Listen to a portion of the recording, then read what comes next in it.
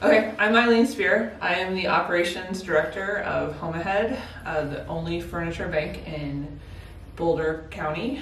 We work towards, our mission statement is to provide furnishings for people transitioning out of homelessness or living or just dealing with furniture poverty. And we source those furnishings from people who donate them that live in the community. So we're always on the hunt for gently used furniture that is no longer needed in your home and that can be used elsewhere. I like to think of it as logistically, we're working with stuff. Some people have too much stuff and some people have no stuff, and we're just trying to even it out a little bit.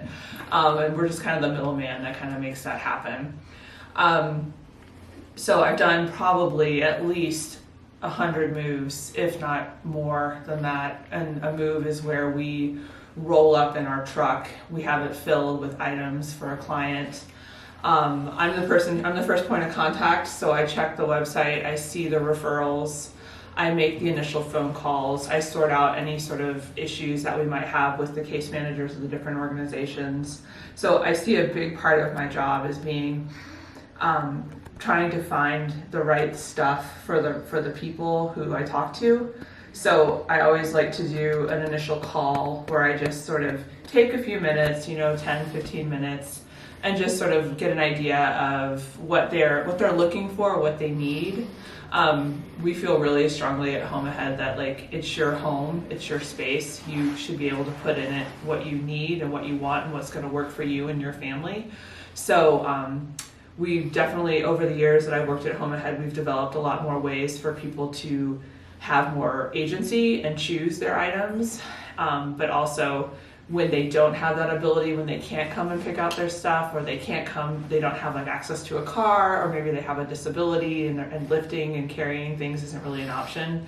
A big part of my job is finding out maybe that one little thing that they want, but they don't think they should ask for. So I like talking to the clients and getting a sense of, what they like, what's really going to be helpful to them.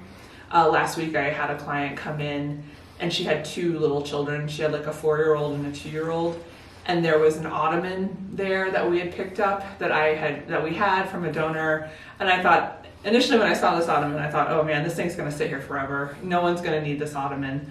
But then her kids were climbing all over it, and it was perfect. It was just the thing that she needed for her living room. So it's really nice to be able to see clients come in and select what they want and what they think is gonna work for them. And I think that's a really powerful process to see that.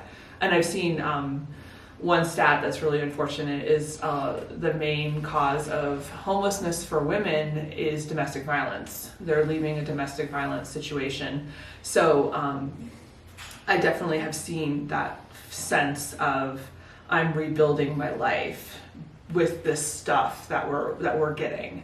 So, I had one woman, and I don't really know her story. I don't always ask if they feel like volunteering their story. I will certainly listen, but I don't need to know everything. I just need to know if they need a couch or if they need a love seat, But there was one woman who came in to pick up her furniture with her case manager, and you could just see her very carefully selecting things. She kind of looked at everything. She sort of set it up and was sort of doing that just kind of you could see her building her vision of her apartment. And that was a really cool way. It was a Friday. It was a really cool way to end the week, to sort of sense that she was making her home, and that's great. One story I love to tell was I live in Longmont, so a lot of the Longmont stuff I sort of take care of myself. And there was a woman who we weren't able to get a delivery to her, but we were able to. I could bring her kitchen stuff and just some bedding and that kind of thing in my car. And I was rolling up to her apartment. It was in winter, because I remember it was dark. So it was 6 o'clock at night, and it was dark.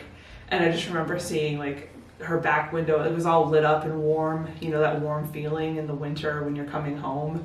It kind of had that sense. And I just kind of knocked on the back door, and I had a kitchen kit just so she could make some simple meals with her son in the apartment.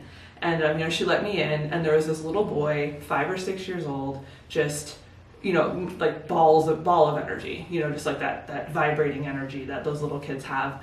And he grabbed, and I set the box on the counter, and very conscious. I'm always very aware that I'm in their home, so I don't want to assume anything. And he grabbed my hand and he said, "Hey, do you want to see my room?" And he was so excited because he had a room. And that was not something he'd had for a very long time. And that, I may have gotten a little teary-eyed at that, to see that we were a part of that.